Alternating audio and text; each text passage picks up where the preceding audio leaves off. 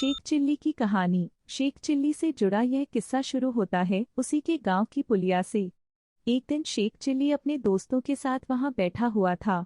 सभी आपस में गप्पे लड़ा रही कि तभी शहर से एक व्यक्ति वहां आकर रुका और शेख और उसके दोस्तों से पूछने लगा, क्यों भाई, क्या कोई बता सकता है कि मियां शेख साहब के घर की तरफ कौन सी सड़क जाती है? वो व्यक्ति शेख चिल्ली के पिता के बारे में पूछ रहा था।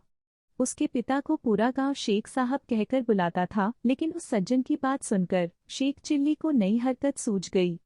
उसने कहा, क्या आप यह जानना चाहते हैं कि शेख साहब के घर और कौन सी सड़क जाती है? हाँ हाँ, यही पूछना चाहता हूँ, उन व्यक्ति ने जवाब दिया।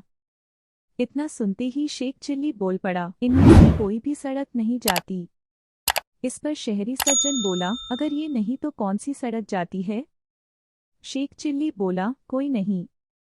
व्यक्ति डैश, क्या कहते हो बेटा, मुझे तो सभी ने यही बताया है कि शेख साहब का घर इसी गांव में है। शेख चिल्ली डैश, आप बिल्कुल सही कह रहे हैं, शेख साहब इसी गांव में रहते हैं। व्यक्ति डैश, तभी तो मैं पूछ रहा हूँ कि कौन सा रास्ता उनके घर तक जाता है। शेख चिल्ली ने कहा, जनाब आप तो उनके घर पहुंच जाएंगे, लेकिन ये सड़क यहीं रहेगी, ये कहीं नहीं जाएगी। ये बेचारी सड़क तो चल ही नहीं सकती। मैं शेख चिल्ली हूँ, शेख साहब का बेटा। मैं आपको वो रास्ता बताऊंगा जिस पर चलकर आप ठीक पते पर यानी मेरे घर पहुंच जाएंगे। शेख चिल्ली की बात सुनकर वो आदमी बहुत खुश हुआ और बोला, तू तो बड़ा समझदार हो गया है और काफी बुद्धिमान भी। चल बेटा, मुझे अपने घर ले चल।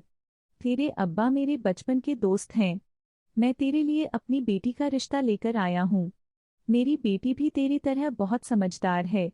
तुम दोनों की जोड़ी बहुत अच्छी लगेगी। सज्जन पुरुष की बात सुन शेख चिल्ली उन्हें अपने घर ले गया।